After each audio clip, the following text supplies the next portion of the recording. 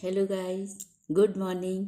तो आज मैं आपको सुनाने जा रही हूँ एक शॉर्ट स्टोरी। एक बार एक पक्षी का छोटा सा बच्चा बार बार उड़ने का प्रयास कर रहा था, लेकिन उड़ नहीं पा रहा था। बार बार कोशिश करता, वह उड़ नहीं पाता तो वह हताश हो गया, निराश होकर बैठ गया। तभी वहाँ एक अजनबी पक्षी अपने मित्र के साथ आया और उस छोटे पक्षी से बोला, इतने उदास क्यों हो, इतने दुखी क्यों हो? छोटे पक्षी ने कहा, मैं प्रयास करने के बाद भी उड़ नहीं पा रहा हूँ। अजनबी पक्षी हंसने लगा, जोर जोर से हंसने लगा, उस छोटे पक्षी का मजाक उड़ाने लगा। अरे, तुम्हें उड़ना भी नहीं आता? और वहां से तेजी से उड़ गया। कुछ ही पलों के बाद वह फिर वहां आया। उसने फिर पक्षी का मजाक बनाया, उस पर हंसा और फिर वहां से उड़ गया। तीसरी बार फिर उसने ऐसा ही किया, लेकिन चौथी बार जब वह आया तो छोटा पक्षी वहां नहीं था।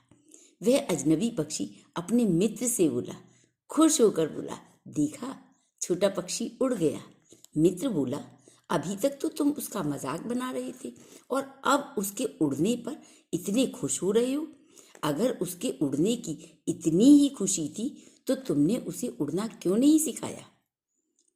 वह पक्षी बोला, अजनबी पक्षी बोला, मैंने उसमें उड़ने की लगन देखी, उसमें उड़ने की ललक देखी, इसलिए उसके सामने बार बार उड़ा। उसने मेरे उड़ने के तरीके को ध्यान से देखा और अंत में उड़ गया। यदि मैं उसे उड़ना सिखाता तो वह जिंदगी भर मेरे एहसान तले दबा रहता और हर परिस्थिति में किसी न किसी के ऊपर निर्भर रहता। इसलिए अपने किए उपकार का एहसास न कराएं, उपकार करें और उसे भूल जाएं। तो चलिए, आज से हम भी परोपकार करें, किसी को उसका एहसास न कराएं, उसे भूल जाएं। चलिए, आज के लिए इतना ही। धन्यवाद, थैंक यू। और हाँ, ठंडक बहुत हो रही है, अपना ध्यान रखना ना भूलिए, अपनी हेल्थ का ख्याल रखिए।